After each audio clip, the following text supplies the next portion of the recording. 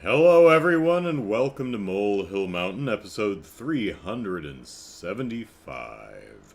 So, I think we shall start this weekend's podcast by acknowledging that after, 200 and many hours, we completed Trails to Azure, and so now it is time to see how I did predictions-wise.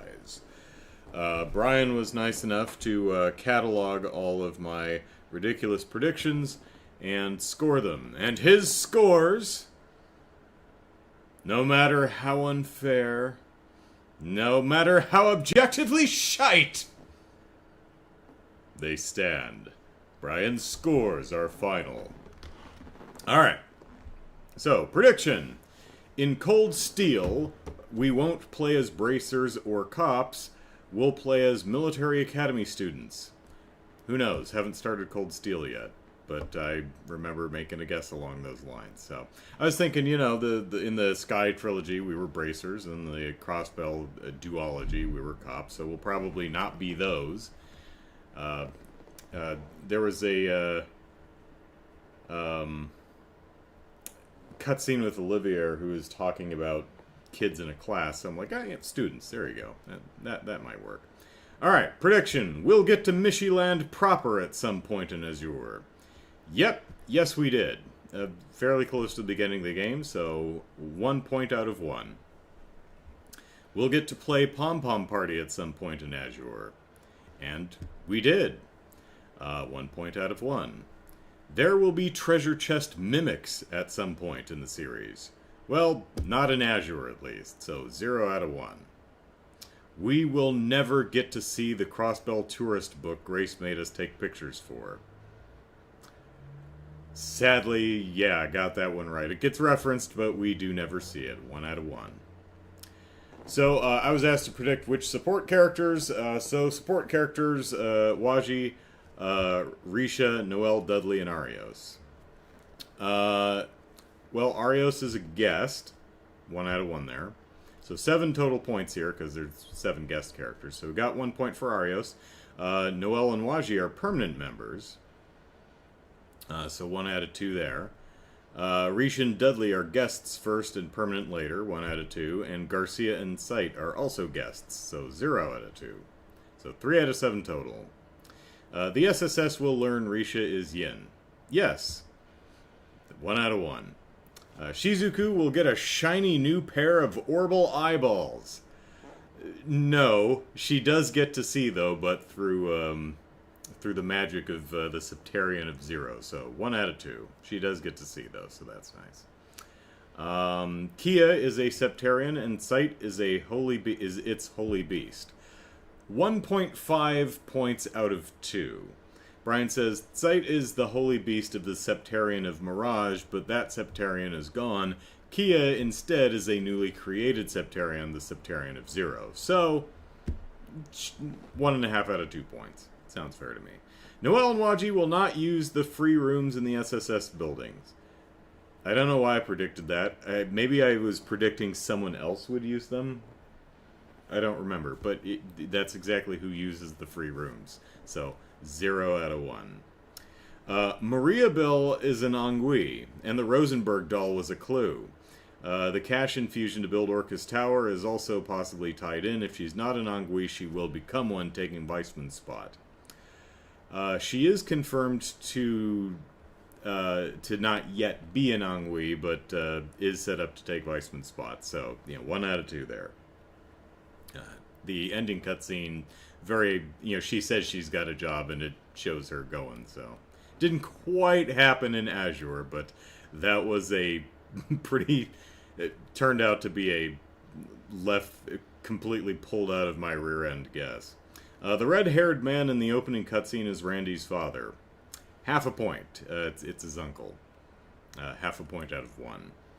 The red-haired girl that groped Ellie is Randy's sister. She also attacks creepy sheep with her turbo groping powers and is very good at milking cows. 0.5 point out of 1. Because I was close. She's his cousin, not his sister. No word on how many cows she's milked, but Risha is suitably on guard against her, having had more than enough practice fending off Ilya. Prediction, we'll get our own orbital car. Yes, we did. 1 out of 1. Noelle will get a combat craft where she rams the enemy with the car. No. But we did ram the car into the Orcus Tower, so... yeah, but still 0 out of 1. The fortune teller is Luciola. All but confirmed, lots of indications from her dialogue that she's Luciola, so 1 out of 1. Who shot Guy? Not Arios, probably not Dudley, probably someone with a profile portrait. Well, that's true. We don't expect. Also true. Maybe Sonia. Glad to be wrong about that, so 0 out of 2. Arios took responsibility for killing Guy when Lloyd asks, but, Sonia was not involved. So what does Kia's name mean? A code word or an acronym? My guess, because twice she'd been referred to the key to everything. I was like, wait, Kia, everything? Apparently it's key to all. Okay, half a point out of 1. So how did Kia end up at the auction? My guess was someone wanted to get her away from the cult, perhaps laundered by Arios on behalf of the Croises. And, yep, 2 out of 2. What does Arios want with Kia? To use her to protect Crossbell. Basically, yeah, so 1 out of 1. It's a bit more nuanced than that, but essentially, sure. Dieter masterminded the whole thing, and Maria Bell is in on it. They may be descended from the alchemists who set this up. Kind of. 1 out of 2. Maria Bell was using Dieter, though, and, the main mastermind was Ian. The Bells form a cross! Yeah, they were part of the plan. So were the Geofront, but I didn't put that together until after the cutscene, where you see the colored lights going through. I'm like, I posted about this on Twitter. I was like, oh, I get it. The water treatment plant for the water element, and the underground parking garage was the earth element, and the one with the boilers, the fire element, and the one with all the air conditioning one with the turbines is the wind element. Oh, okay. Yeah, I get it. I got it late, but I got it. So, still, 1 out of 1. The Bells do form a cross. Alright, final fight at the top of Orcus Tower. No, there is a climactic fight there, though, but no, that was not the... How did I not see that we'd fight in a giant blue tree? I mean, come on. Pom Pom Party... I predicted we'd also get Pom Pom Party codes from Lecter and Tio. Surprisingly, Lecter did not want to play Pom Pom Party with us. Tio did, though, so half a point out of 1. That kind of surprised me. He seems like a guy who'd play around a Pom Pom Party, but, I mean, I figure anyone who's going to fish in a koi pond will play Pom Pom Party. Kia was created as an empty vessel for the cult's goddess or demon or whatever the heck it is. 1 out of 2 points. She was created and as an empty vessel, but to absorb souls and become a god herself, not to be a vessel for a god or other entity. Right idea, though. Garcia tipped off Heyu that Kia was in the auction.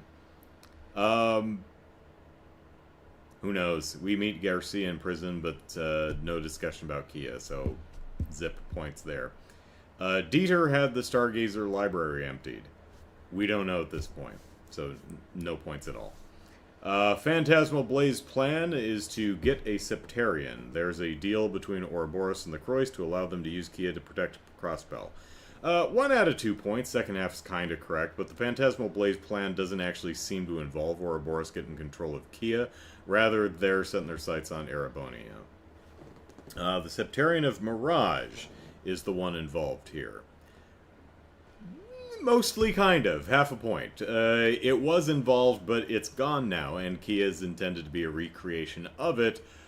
Plus, the new Septarian of Zero controls not just Mirage, but time and space as well. So, Waji and Abbas are squires for the church, being testaments and all. Half a point out of 1. Almost. Waji's actually a Dominion, same rank as Kevin. Abbas is a Knight, the rank between Dominion and Squire, which is Reese's rank. Alright. What is D therefore G? Well, G's Gnosis. D is which we learned in the last game. But what is the D in therefore G? D is what the cult thinks is the first initial of the goddess's name, or the name of the Septarian. Deborah! Half a point for guessing that it was the first initial of the name. It's not Deborah. Close, though. It's a Demiorgos. Demiorgos, Deborah. You know, both start with D. Pretty good. And a missed mystery. Why didn't Estelle and Joshua appear in the intro to Zero? I was willing to cut the game some slack for cheating on that, just to avoid the spoiler that Estelle and Joshua were not only in the game but joining your party. But no, that was Kia save scumming. So zip a 2 points. So 45 points total. I got 23 for 51.11% in my predictions, which is a failing grade. So, but you know, so thank you, Brian, for keeping track of all that. You know, not horribly terrible. I got basically I got half points for most everything. So it's like, you know, you were kind of on the right track for most of the predictions. So that was fun. All right. If you saw my video yesterday, tomorrow we will be playing Persona 5 Strikers, and then the following week we'll tune in for we'll start off with Cold Steel. Keeping it chronological, so we're going to jump straight to Cold Steel 3. I'm kidding. We're going to start with Cold Steel 1. Don't even know why I bothered with that tease. What is the chronological order of the Trails games? Well, my understanding is that Crossbell 1 and 2... Cold Steel 1 and 2 take place around the same time as the Crossbell arc. So... not sure exactly how that lines up, but chronologically it goes first chapter, second chapter, third, and then you have the Crossbell arc and the first two Cold Steel games, which are kind of overlapping somehow. I don't know exactly, because I haven't played them yet, but from what I understand, they take place somewhat simultaneously. Which makes me guess that since the denouement, or the epilogue of Azure kind of spoiled who won the Civil War over in Erebonia, I'm going to guess that the 2 years or so that Crossbell got invaded and occupied by Erebonia is going to be at least part of the plots of 3 and 4. Don't say in the chat, I'm just guessing here. I was like, are you sure you don't want to do another Crossbell game where we actually play that? But maybe we'll play it from the other side, and we'll see, you know, Lloyd and friends in you know, the later Cold Steel games. Of course, we might see Lloyd and company if like Yuna or that gal who was that Erebonian kid who was in the at the trade conference at Orcus Tower. Forget what her name is, but if she's one of the characters in Cold Steel, we may more likely will probably be whoever the hell she was talking to. I think she said Crow or something. Don't know if that's a name or a code name, or if I'm remembering incorrectly, but we might just, you know, get the other end of that conversation once we get to that point in probably Cold Steel 2 or something. But that's, to my knowledge, what the chronological order. And then, from what I understand, the rest of them are just in chronological order. So Cold Steel 3, 4, then Reverie, then what's Daybreak, I think? Yeah. So, and where does Nayuta fit in? I don't know. It's not even sure that takes place anywhere on Zamoria. So, alright, Persona. So next week we will play, or I'm sorry, tomorrow we're going to play Persona 5 Strikers. Because as I mentioned in the video I released yesterday, I finished Persona 5 finally after 2 years. Got stuck on the Okamura boss fight, shelved it for 2 years, pulled it off the shelf a couple months ago, and played it to completion. And this is the Royale version of the game, so it had the extra bit at the end that covers the gymnast gal. I forget her name. It's got a Y in it and a couple of vowels, maybe a W somewhere in there. Anyway, I played the Persona 5 Royale. Probably logged about 155 hours into it. So, what do I think of Persona? I really, genuinely love the IP. Well, maybe the IP of specifically Persona 5. I can't really speak to the other Persona games. I don't like the game. I don't think the game is good as a whole complete package.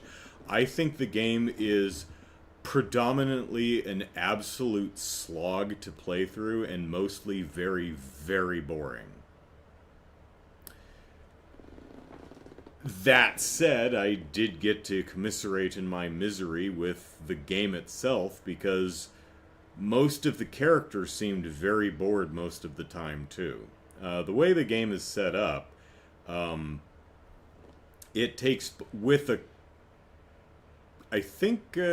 exception of the very, very end of Royale, or, well, the week between Persona 5 and Royale, and then the very end of Royale, you play each day, starting in, I think, April all the way up to Christmas. And when you tell a story in any medium, you engage in a practice as a storyteller known as editing. Because unless you're doing something like, I don't know, 24, that Kiefer Sutherland TV show from some ways back that I never watched, but my understanding of the premise is that it takes place over a 24-hour period, and every hour-long episode is 1 hour out of, episode 1 is the first hour of the day, episode 2 is the second hour of the day, and it happens in real time. That's my understanding of the premise. So unless you're doing something like that, most people, no matter how exciting, even Indiana Jones, even Superman, probably has a day where just nothing's going on. And so it goes with Persona 5. These are high school kids. Yeah, they're very special high school kids. They're the Phantom Thieves. But even as thieving phantoms, they just don't... There are some days when they're just not doing anything remotely interesting. Which is very human and understandable. But it makes for an exceptionally boring game a lot of the time. I would say that 75 to 80% of my playtime, I was bored out of my damn mind because there's nothing to do. Not exactly nothing to do, nothing particularly interesting to do. Let me start up front and talk about the things I like. I love the style. I love the aesthetic. The music is incredible. I like the story. I don't think it's paced well, obviously, but I do like the story for the most part, with a couple exceptions that I'll talk about. Oh, and I'm going to spoil a very major thing that happens in the last quarter of the game or so. So, spoilers upcoming. The characters range from pretty decent to completely fine. There's only a couple of characters that just got under my skin. I thought Sojiro, who's the proprietor of the coffee shop who takes you in as a favor, that guy sucks. He's just an asshole and just utterly unlikable. They soften him up by the end of the game, but he's such a schmuck and rude and just a dick the entire like first 80% of the game that I just don't like the guy. And then what's his name? The boy detective, Akechi, something like that. Uh, I was planning on making a list of the worst video game characters. One would be, I think his name is Navarro from the Monster Hunter stories. That cat, that really annoying friggin' cat. Primarily the reason I just didn't play those games, because that character by itself is so off-putting that I just couldn't stand the game. Akechi's kind of like that to me. Except there's a reason for him to suck so unbelievably hard. And I'll get to that momentarily. In addition to these other things I like the, I love the combat system. I love the creature design. It ranges from, just super slick to hilarious. I mean, one of them is literally a penis in a chariot. One is a demon sitting on a toilet. Literally a demon, well, I mean, who knows what it's... Some creature, seated on a commode. And if you have, if you're immature like me, that is the peak of hilarity. The game, like many RPGs, has somewhat of a skill tree, only it's not really something you access. Just as you level up your relationships with other characters, you earn new skills and perks. And these are some of the best character upgrades I have seen in any RPG. They are incredibly well thought out. So, kudos and plaudits there.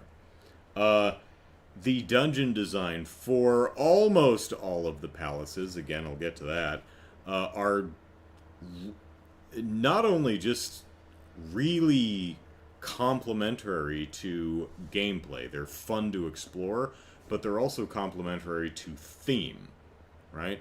They are the way they are for legitimate and readable story reasons. It's great. So there's a lot I like about the game. Unfortunately, the stuff I like is spread out so far that for me, it made it just a real frustrating slog to play through. And the kids in the game are that way too. They're like, oh man, it's all boring. I sure wish there was like some bad guy that we could go change their heart. And I'm sitting there going, yeah, tell me about it.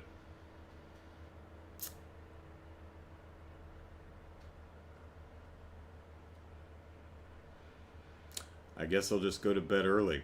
And then you find, you get to a point in the story where you find a bad guy, and then you get to raid their palace, their dungeon, and that's a ton of fun. Absolutely loved that. I was a happy clam throughout all those sequences, except for the Okamura boss fight, which sucked, but I've already talked about that. They have one bad boss fight, it's fine. And I've already talked about, there's a lot of elements of the Okamura boss fight that I really do genuinely admire. I just don't think it's fun to play. It's very thematically appropriate. It has a lot to say in the way it's set up. It's just, Jesus Christ, I hate playing it. I stopped playing the game for 2 years. And so you complete the palace, and then you sit around for like a week and a half or 2 weeks waiting for the story to move on. And the characters will be like, man, sure wish this person would have a change of heart so something could happen. I'm like, yeah, I know, right? So if you haven't played the game, you might be wondering, well, what else do you do in the game? Well, it's similar in a way to the Yakuza games, in which you essentially have run of a large city, and there are a variety of activities that you can participate throughout the city. There are lots of locations you can visit. You can take some of your friends there and maybe get a decoration for your room, which is pretty cool. Um, there are little there's a fishing mini game, and there you can play billiards and darts, and there's a batting cages. There's, I think, 3 different jobs you can do. Run a convenience store. You can get books. You can go to the movies. You can eat at a burger joint. There's a variety of things you can do. There's an arcade with a crane game. Here's my problem. Almost none of the activities, to me, are fun to do. Imagine if you were playing Yakuza, and you went to karaoke.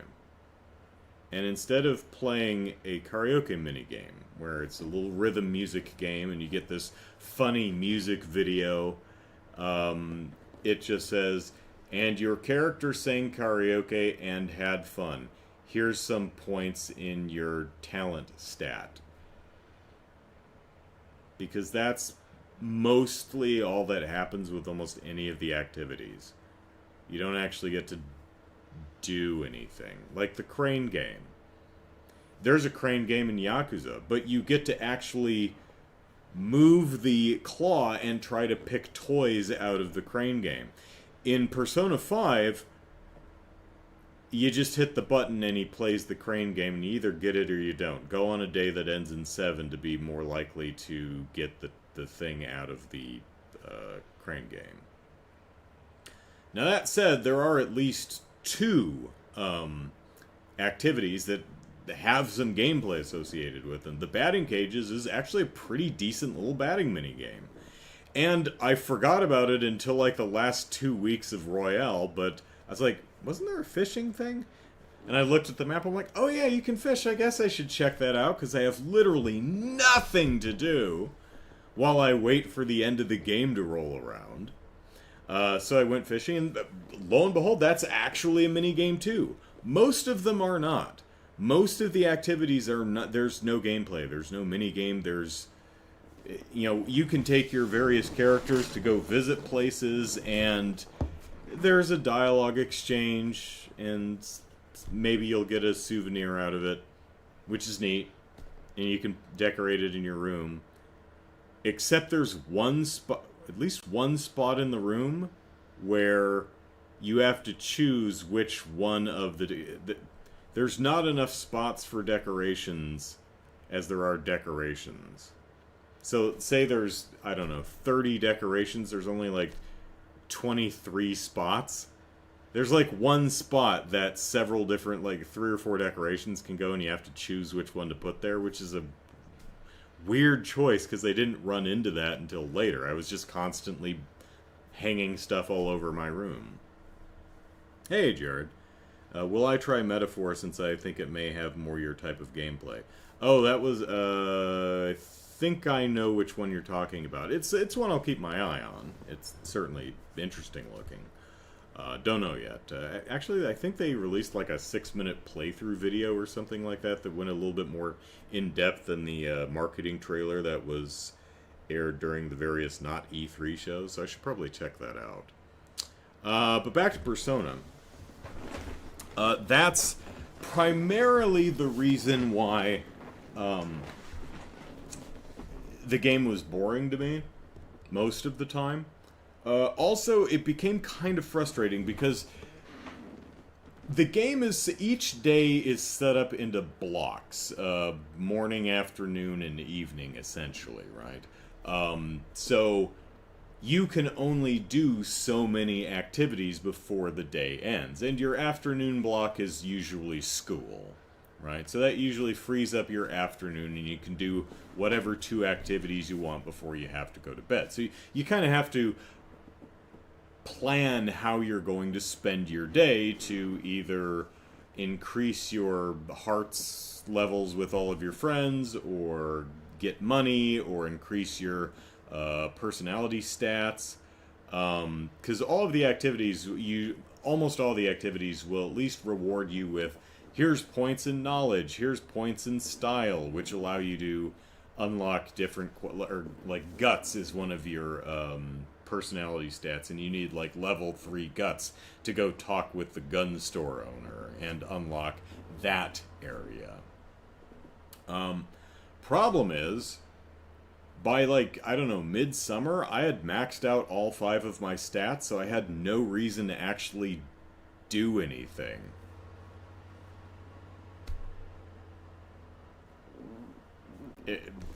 So most all of my free time, I was just either making coffee or curry or making infiltration tools.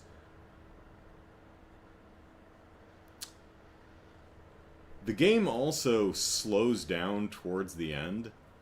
Like, it was October. It's shortly after the Okamura boss fight where, like, nothing happens for a solid month.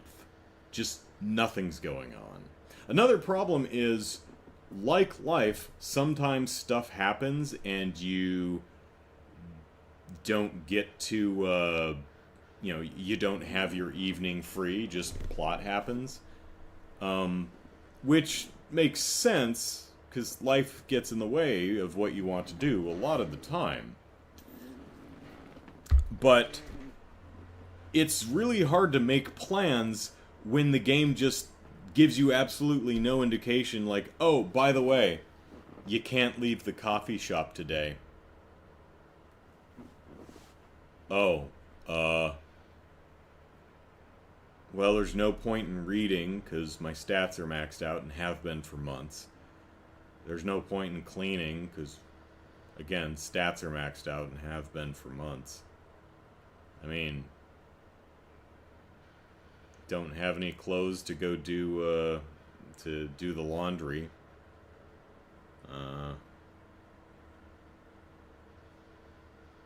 Actually, if I don't remember if you can. You might not be actually in the several. Again, I think it's October, November. You are confined to the coffee shop literally 1/4 of the days of that month. You just can't go anywhere or do anything. It's so boring. So I made a lot of coffee and curry, which are items that you can use in the dungeons. After the Okamura thing, which I think is September. You unlock the rooftop garden where you can grow garden stuff, but which takes a few days, depending on how high your levels with Haru are, which is neat, and it's a cool mechanic, but at that point you're pretty close to the end of the game, so you're probably only going to end up growing a couple of things by the time the game's over. Neat mechanic, though. It, makes sense. It's a cool idea. I like it. It just comes pretty late. So I talked about how sometimes the characters are like really bored about that nothing's going on, or they're just endlessly just spinning their wheels waiting for someone to have a change of heart. The game also seems like in a hurry to get on with it. There's a bunch of stuff. There's a moment at the end of the yacht. It's one of the final dungeons. It's the one after Okamura, I think. Shido's palace, right? Ryuji sacrifices himself to allow us to escape the metaverse back to the real world. Oh no! Did Ryuji die? Did he really die in the metaverse? Is the game gonna kill off one of the characters? How long are we going to... I mean, probably not, but how long are we going to milk this drama, this tension? 11 lines of dialogue. The Ryuji death fake-out lasts for 11 lines of dialogue. It's mostly just the characters going, hey, where's Ryuji? I don't know. He got out, didn't he? Oh no. Ryuji! Oh no, Ryuji! And then he's like, hey guys, and it's like, oh. He's fine then. Okay. I mean, it feels like the game's like, hey, should we do this? Just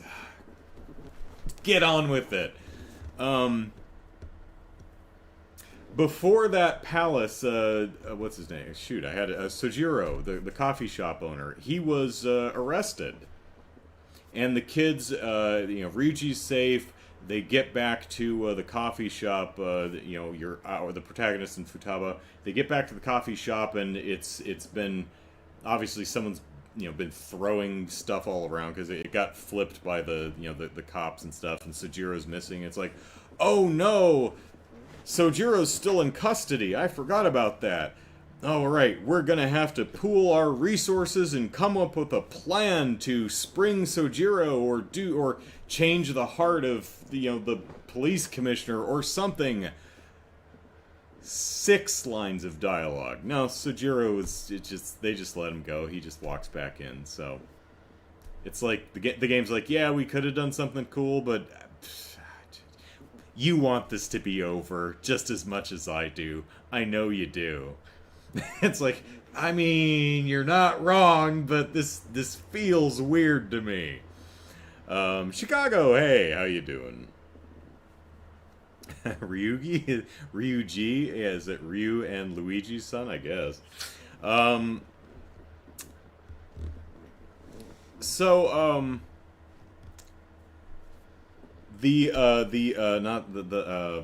mementos. Some of you might be thinking it's like, okay, yeah, there's only like 6, 7 palaces in the game, and they're great, except the last one in the base game, not Royale. Oh my god, the last one. We'll get there. But what's Mementos? Mementos is the randomly generated dungeon that you can explore and do all of the side quest phantom thievery requests, right? It's like, oh, my mom is beating me, please change her heart. Right? Okay, I guess we're going to have to go down to Mementos and change your mind. Are any of them themed to the various requests? No. Mementos is just a subway, and it is randomly generated, and it's just a randomly generated dungeon to wander around and beat up monsters, and it's visually uninteresting. Thematically appropriate, yes, but visually dull as shit, and boring as hell. And the various side quests, it's just find the person and fight them. That's it. Mom's beating me, please change her heart. So you wander around the dungeon until you find her, and it's just a single monster fight, and that's it. Fighting's still fun, but it's just not that interesting. It's like, well, why didn't you spend most of your time in Mementos?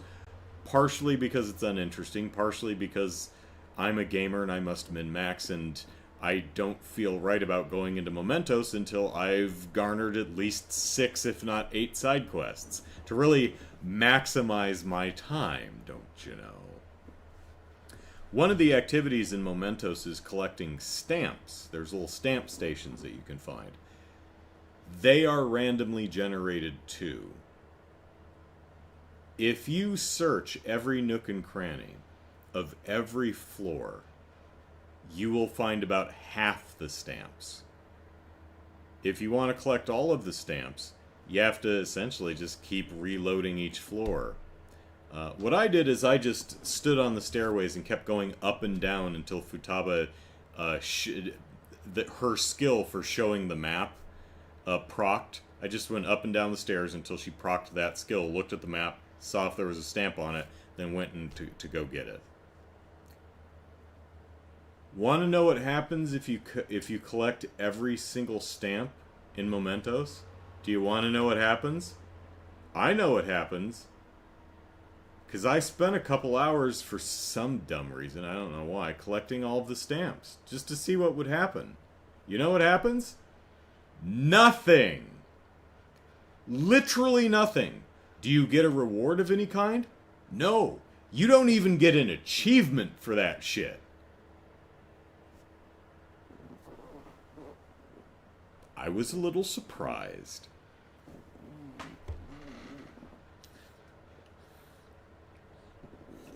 Don't play the older, I guess, Persona games because that's what the dungeons are in them. Fair tip, thank you. Which is, again, I'm pooping on the game, I realize that, but I really do like a lot about this game. There's just the way it's structured doesn't suit my personal playstyle, which is why we're going to play the Muso version of Persona 5 tomorrow, because that might be more my speed. You know, Persona 5's characters and knack for storytelling and combat and aesthetics and music in the Warriors or Muso formula, that might actually be more my speed. So I'm really excited to try that out tomorrow. So about the story, mostly it's interesting enough to... I actually watched the anime, which I thought was a lot better paced, obviously. It's clear that they ran out of episodes, because the last 4 episodes or so, the pacing just has the opposite problem of the game. It's just too quick. And then it stops. The end of the series is just the hero gets shot to death. That's the end of the anime. Now, from what I understand, there was like an OAV follow-up, but actually I did just get a week trial of Crunchyroll, so I think it's hosted there. I could actually watch that. But it does feel like they had no budget on that show. The animation is not just bad, it's actually gross a lot of the time. But they did get at least a lot of the cast from the game to reprise their roles, which is pretty cool. So the story mostly is pretty interesting and imaginative. There are some things that, while still interesting and still imaginative, just don't work. And this brings me back to Akechi. One of the problems I had with him is he's stupid and wrong about everything. But the problem I had was the game was treating him like he's a super smart special boy, and he's totally not. But that's kind of a red herring. Akechi is not a genius. He is a moron. He is a stupid kid. The only reason he's a successful, boy detective is because he has the same powers as the Phantom Thieves, which is, frankly, a pretty good twist. I actually like that. And it's also the only reason he found the Phantom Thieves in the first place. Because he's essentially one too. He has the same powers. Now, before you know that for certain, when he identifies them, it's like, oh my gosh, how did you find us? He literally just accidentally stumbled upon them entering and exiting the metaverse and got photos of it. And it's like, okay, so it wasn't any deduction thing. You just literally happened to be there at the right time. But no, it wasn't that. He'd had that power since the beginning. So he's been playing our heroes this whole time, and he's setting a trap for them, which we see in the prologue to the game. You know, all the police show up, and Joker gets captured, and that's that wraparound story with the older sister who's interrogating him. You get to that point in the game, and he walks in and he shoots your ass dead. But the thing is, the kids, they saw it coming. They figured it out, and they played him with an incredibly intricately planned long con to make sure that Joker survives while thinking that Akechi really did kill him. And it's a really cool plan. It's like Mission Impossible levels of cool. The show, not the movies, which I don't like much. It's well thought out, it's well written, it's very, very cool, and it doesn't work at all. And in my opinion, and here's why I think it doesn't work. Not only is Akechi a stupid child, all of the kids are stupid kids, because they're kids and kids are stupid. It's not their fault, they're kids. They're still growing and learning. And that's the way they're framed throughout the entire game. And I actually kind of love the fact that all these kids are just dumb kids. It's why they make so many obviously bad decisions. Because they're dumb kids. Of course they're going to make really dumb decisions. Like, constantly talk about this shit in public. You know? They're not very careful about entering and exiting the metaverse where people can't see them. Because they're dumb kids. Of course everyone figures out it's them. They're really bad at this. You know? They don't think through the consequences of their actions. That's dumb. But it's completely understandable because they're just kids. They're dumb kids. And I genuinely kind of love that approach to storytelling. Which is why this whole Mission Impossible sequence doesn't work at all, because I don't believe for a moment that, one, any of this would have seen it coming. Not like you can't see it coming. If you're paying really close attention and you've got a memory like a steel trap, you could have observed and remembered and put together the clues to have seen this coup coming. But these kids absolutely would not have. And even if they did, none of them are, or even collectively, are smart enough to put this whole ruse together. As cool as it is, not in a million years do I buy that. It comes out of absolutely nowhere, and they're all just as stupid from then on. It is a hallmark of just contrivance. It's like, oh man, I have this really cool idea. It's like, yeah, but it doesn't fit your characters, like, at all.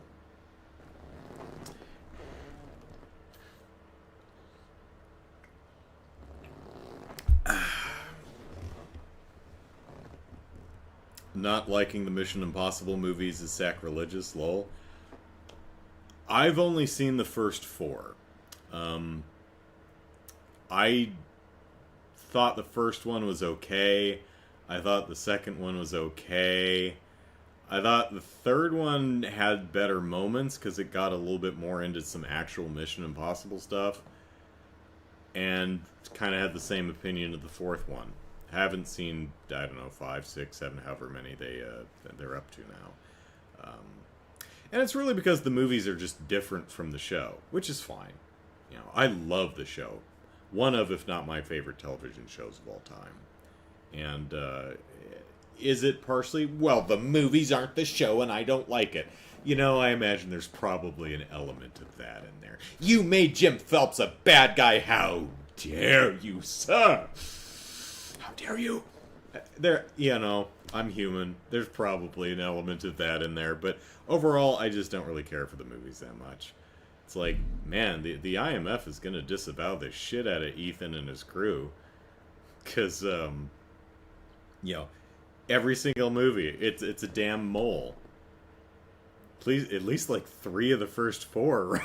There's always a goddamn mole in the IMF. The secretary's going to disavow all knowledge of the whole damn thing. Anyway, back to Persona 5. So after the cruise ship one, the very final dungeon is Mementos. And it's like, oh no! But you actually do get into a non-Mementos area, but it's just really just a bunch of paths. It's not really themed much. I mean, the idea is it's a prison of our own making, but they don't really, in my opinion, capitalize on that in the way that I think they could have. Like, they could have made an entire prison complex, but it's more of a self-imposed hell of your own creation that you're imprisoned in rather than a literal prison, which could have been thematically appropriate and visually interesting and fun to explore. But the final dungeon in the game, not Royale, but the final dungeon in the base game sucks. It's boring. It's visually uninteresting. It's, you know, the pathing and layout is boring. There's a couple interesting puzzles, but other than, yeah, it's not good. Not good at all. It's just paths. And then once you get out of Mementos, and then the metaverse starts bleeding into reality, you just have to walk up some paths up to the top of a building. It's really boring. So, yeah. I don't much care for. Well, no. There's a lot I like about Persona 5. As I mentioned in my video yesterday, uh, there are many elements of Persona 5 that I think are absolutely award worthy.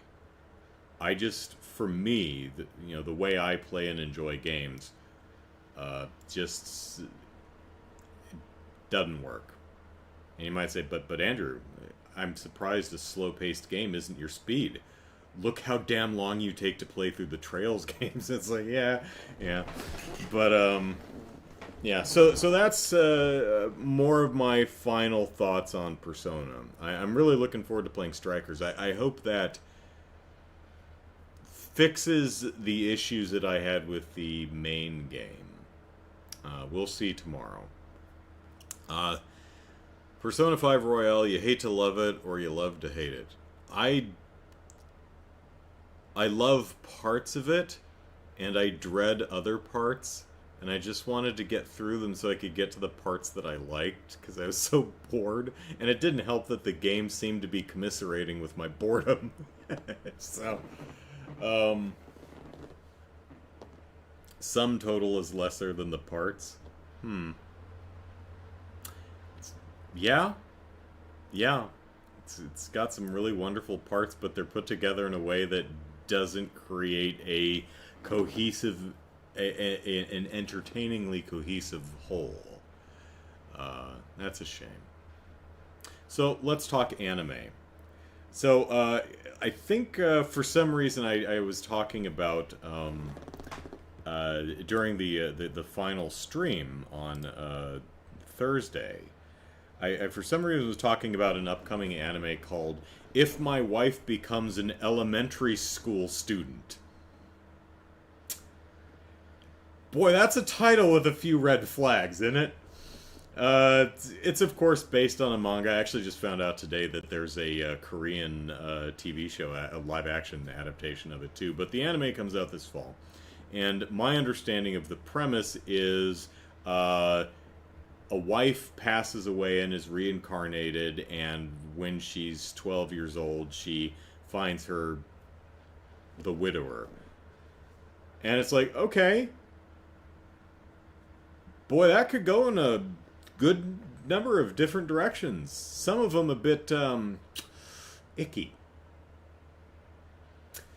Well, that's not until next fall. What just came out is a show called My Wife Has No Emotion,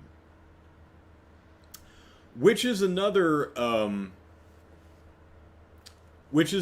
anime show where the title, the key art, the show description, and the marketing all have some bright and frantically waving red flags. It's like, ooh, this could go any number of ways. Some of them icky. The premise of the show is a school child, or it turns out that he's actually a very young man, probably 21, maybe 22. But a young man has a housekeeping robot that has no emotion. It has the personality of a refrigerator. It is truly just an appliance. It cooks. It can respond to you, but again, so can Siri, right? It responds in exactly that manner. If you ask it a question, it will answer to the best of its ability, but other than that, it makes dinner and it does the dishes, and that's really all it does. It's an appliance. But this guy really wants to have sex with that refrigerator.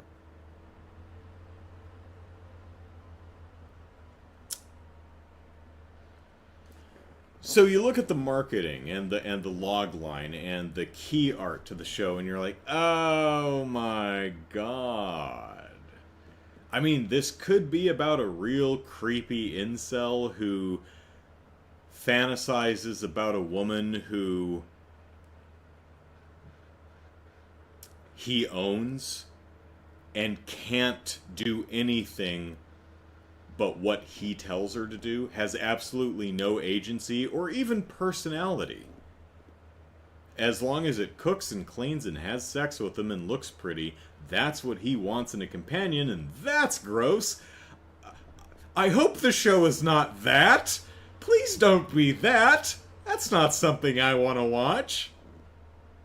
So I watched the first 2 episodes of My Wife Has No Emotion, and no, thankfully, it doesn't seem to be exactly that so far.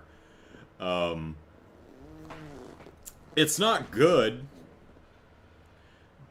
but it's at least not as horrifying as it could be. And again, 2 episodes so far.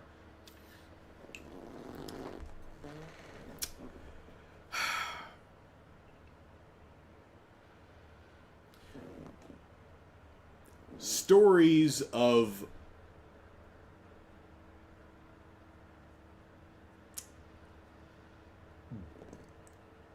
beings that are not human gaining humanity or learning what it means to be human is something that appeals to many of us. And you see examples of it throughout fiction. Short Circuit, you know, it's about a war robot that learns the value of human life and develops its own personality and becomes its own person. And by the end of the sequel, gains citizenship, which is neat. No idea how official that is, but they had a ceremony, so it seemed to be pretty good. The Terminator 2, it's almost exactly the same premise, you know. And Sarah, and why do we like stories like this? Well, Sarah Connor says at the end of the movie, if a machine, a Terminator, can learn the value of human life, maybe we can too. Oh, deep, right? Right? So I can see where a story like this anime could go and be real interesting. It's like you have a guy who buys a housekeeping robot, and she learns what it means to be human, right?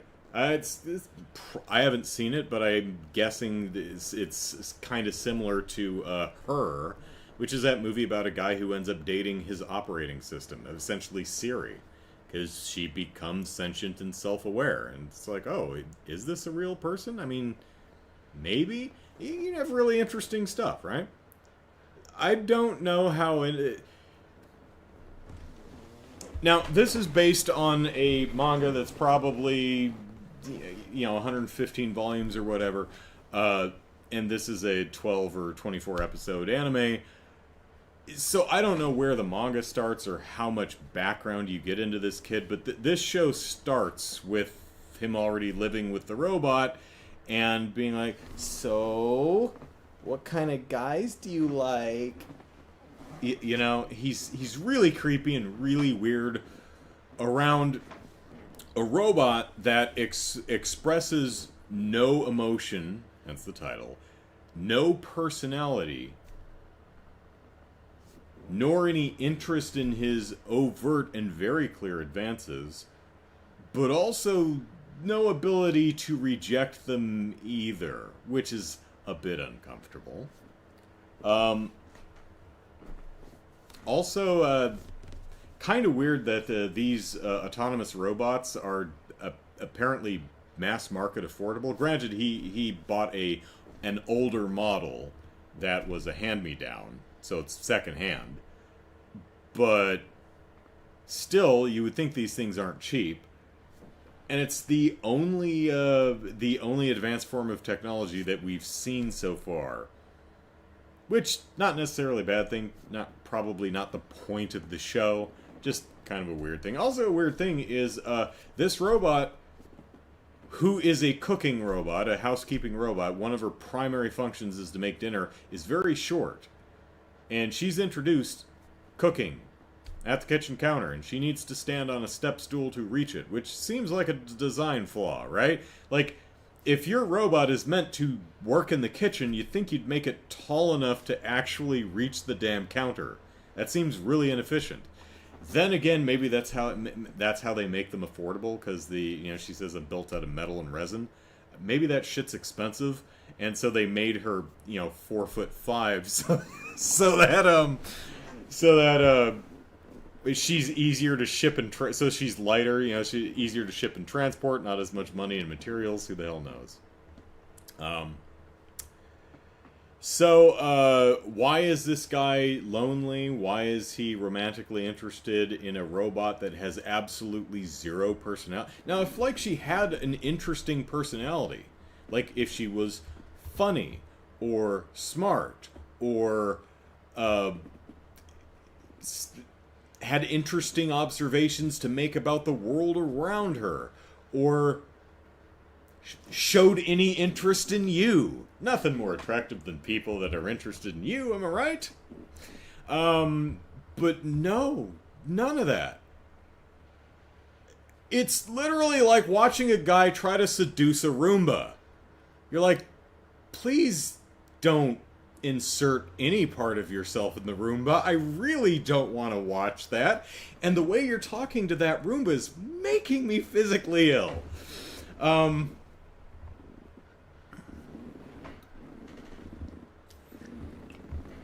So a few things I like about the show. I like that the robot, I forget her name, Susan the robot. I like the fact that she doesn't move her lips. She speaks out of a voice box. No idea where the speaker is. I would assume, throat. Maybe it's buried in her hair somewhere. But she doesn't articulate words with her, mouth. I like that touch. I think that's pretty neat. That would be extraordinarily expensive to get something with that level of articulation. On the other hand, she seems to have full dexterity with her fingers, which I don't know if that would be just as hard or harder. But it's a neat design choice. She also doesn't really seem to have the ability. We'll see where it goes. Well, I don't know. I don't think I'm going to watch any more of this. But at present, it doesn't seem like she has the ability to do much with facial expressions. Like, she has eyes open and eyes closed. And because he drunkenly tells her to get in bed or in futon with her, she lays there and just kind of stares at him. He's like, could you not... You're making me uncomfortable. Please stop staring at me. Your eyes are scaring. So she closes her eyes. And then the next day, she looks at him with lidded eyes. And he's like, what are you doing? And that seems to... She absorbed the information that my eyes are scary, so about the only thing she can do facial expression-wise seems to be, open, closed, and half-lidded. Which is a fun idea. I like that.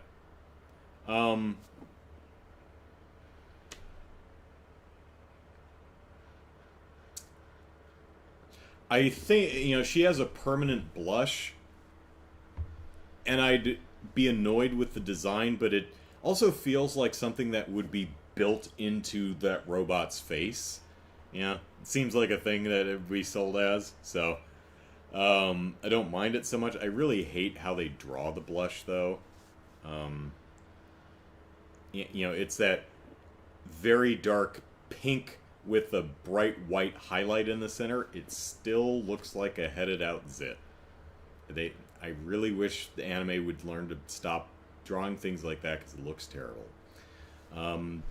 Don't really like the main character's design. He just looks... Something about him looks off.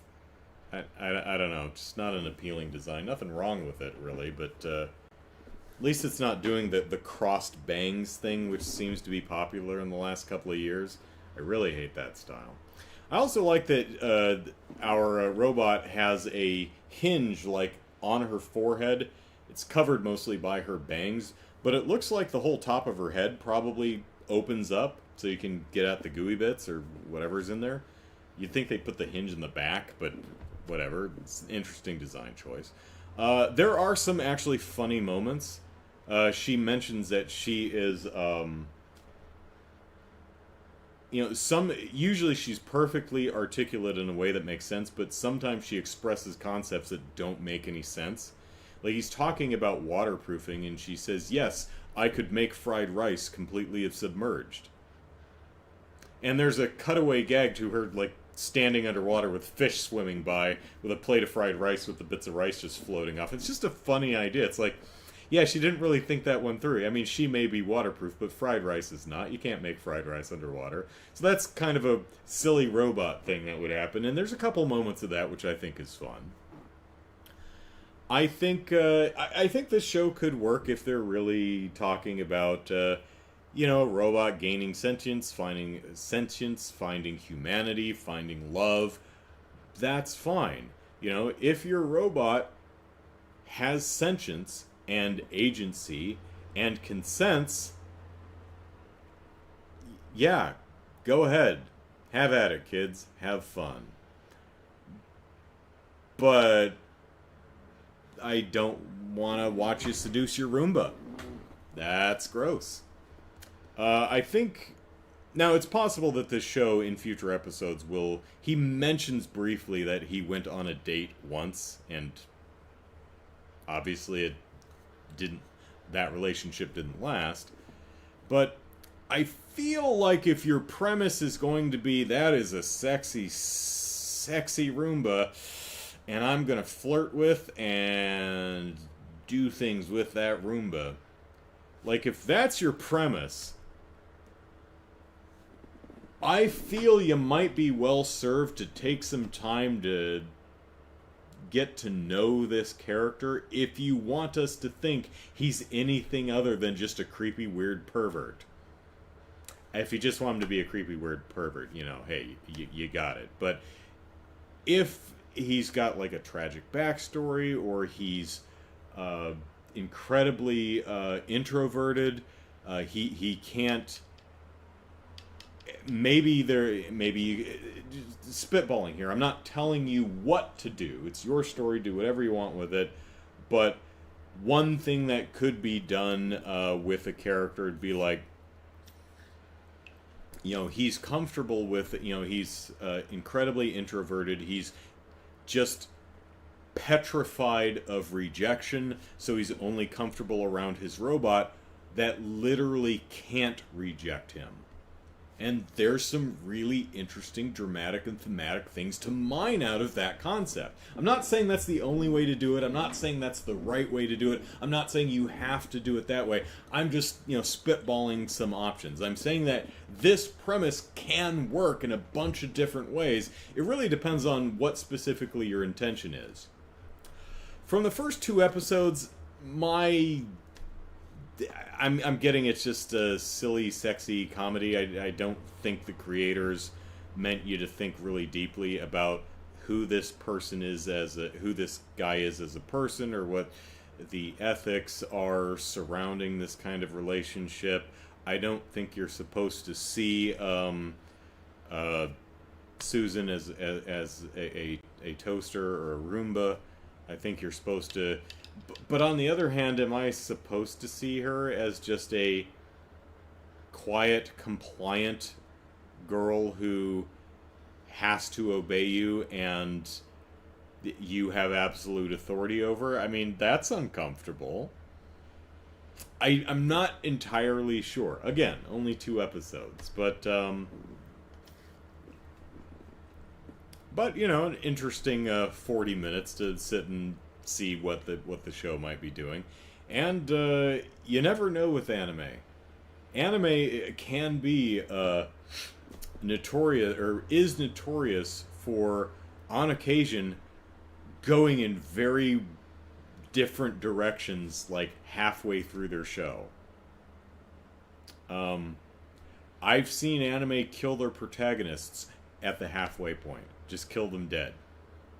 It's like, oh, what? Okay, wasn't expecting that. I've seen anime that start out like really chibi, cutesy, childlike and fluffy. I can show this to the kids. And then several episodes in, you're like, oh, that's a lot of blood. Oh, wow.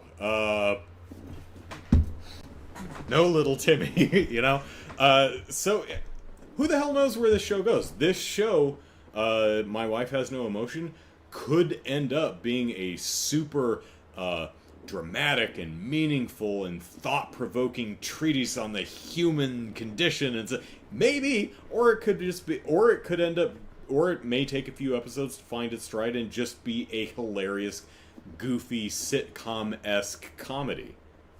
Don't know. Would have to watch the rest of the episodes. Probably not going to, though, mainly because I only have a 1-week trial on Crunchyroll and there's some other things I want to check out. I watched the first 2 episodes of that golf one, Birdie Wing, I think it's called, and I was like, I'd heard so much great about it. I watched the first 2 episodes. I'm like, it's all right. I don't know if I'm gonna watch any more of that. But I think I watched another 2 episodes of the Apothecary Diaries, which I think Jared recommended to me some time ago, and I saw the first 3 episodes later last year and really enjoyed it, because those were the only 3 episodes that Crunchyroll let me watch. But now that I have a free trial, I think I'll watch the rest of the show. I watched episodes 4 and 5, and it's still really good, so yeah. Alright, that's it from me. I need to go shopping, because I need food. And so, join me tomorrow for some, not trails, I had it. Persona 5 Strikers. Join me tomorrow for Persona 5 Strikers, and we'll see if that's a bit more my speed as far as Persona 5 goes. And then join me the following Sunday, and we'll start in on Trails to Cold Steel, which will probably be playing for the next 4 years. I mean, not Cold Steel 1, but the entire Cold Steel series. I hear, particularly, Cold Steel 3 and 4 that are, like, insanely long. It's like, so, yeah, it may take 4 or 5 years to get through these games, but, no doubt it'll be fun. Also, I'm going to give Trails one more game. I wanted to give it at least one game in the Cold Steel arc before I officially enter it in my just flat-out favorite franchises of all time. I think it's a shoo-in at this point, but, I wanted to get at least one Cold Steel game under my belt before officially inducting it into in that prestigious group. So, alright, that's it for me tonight. I am done yammering. You're welcome. Alright, thanks for joining me, and hope to see you tomorrow for the Sunday stream. Take care, everyone. Bye-bye.